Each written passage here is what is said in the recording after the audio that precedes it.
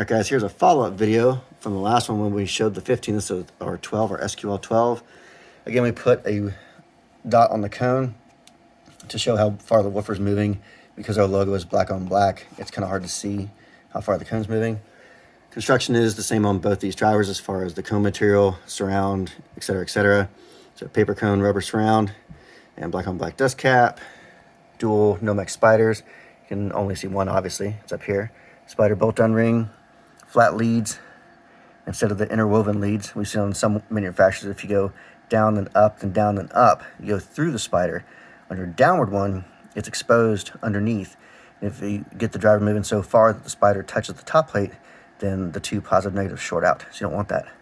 So we put the leads on top of the spider, which we always do. And then they're terminated with heat shrink.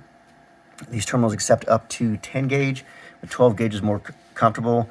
You don't have to run gigantic wire on these drivers. They're a 1,000 watt driver, not a 10,000 watt driver, so you don't need to run 8 gauge and 4 gauge and all that stuff to these terminals. Just, 12, 10. I know 10 is bigger than 12, but anything, down to 16. Wouldn't recommend anything smaller than 16, but cast frame, 4-layer copper coil in there. Our motor with our bump back plate. We do have a shorting ring inside of this double stack motor. We do have, didn't show last time, we do have this guy. So the coil is now reading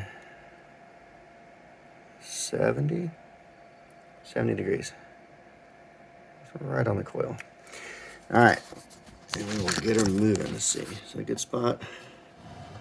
There we go, okay.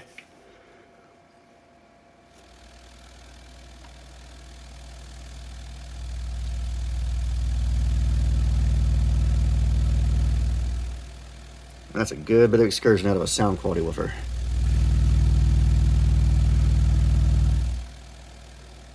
Actually, that's where the name comes from, SQL. Sound quality and be loud if you want to.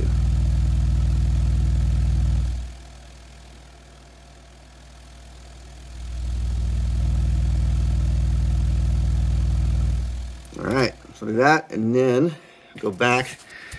Our little goodies, hit the coil again. 72.